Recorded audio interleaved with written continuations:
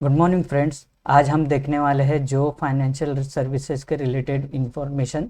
जो financial services का 30 जुलाई को फंड रेजिंग रिलेटेड मीटिंग है, जहाँ पे वो ऑपरेशंस रिलेटेड या फिर technology related financial positions related discussion होगा। Equity share, securities, warrants, issue prices, ये जो टॉपिक डिस्कस होंगे, तो ये इन्वेस्टर्स के लिए एक पॉजिटिव न्यूज़ है।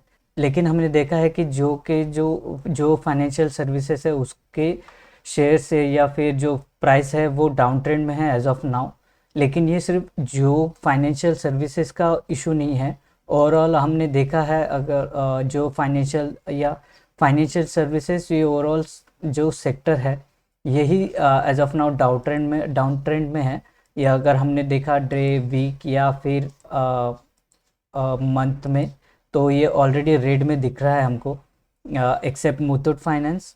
लेकिन अगर हम लॉन्ग टर्म में भी देखेंगे, तो अगर कंपेयर करेंगे जियो के प्राइस विथ अदर जो कॉम्पिटिटर है उसके, तो ये स्टार्टिंग में स्टेबल थे, बाद में अप ट्रेंड में चले गए।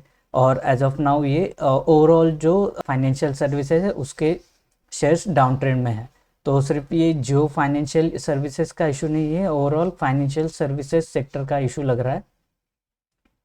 अगर हमने देखा तो अगर हम सपोर्ट या लेवल का अगर डिस्कशन करेंगे, तो बीच में जो फाइनेंशियल सर्विसेज अप ट्रेंड में गया था ब्रेकआउट करने के बाद, और लेकिन एज ऑफ नाउ 300 से लेके 310 तक एक जोन है, एक लेवल है जो सपोर्ट लेवल दिख रहा है।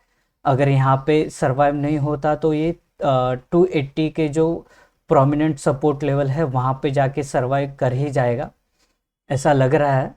और देखते हैं कि 300 में अगर ये यहाँ पे से रिवर्स ट्रेंड दिखेगा, क्योंकि एज ऑफ नाउ जो रिलेटेड जो इन्फॉर्मेशन न्यूज़ आ रहे हैं वो पॉजिटिव है। तो चांसेस है कि यहाँ से रिवर्स करके फिर से अप ट्रेंड में जा सकता है। अगर यहाँ पे नहीं गया तो जो बायर्स है उनके लिए बाइंग का अपॉर्चुनिटी 280 में तो है ही है, क्योंकि ये स्ट्रॉन्ग सपोर्ट लेवल है। तो देखते हैं कि आगे जाके इस जो फाइनेंशियल सर्विसेज के रिलेटेड क्या इन्फॉर्मेशन होती है, ये स्टॉक आगे कैसा परफॉर्म करता है। तो खबर बनाए रखते हैं। Thank you.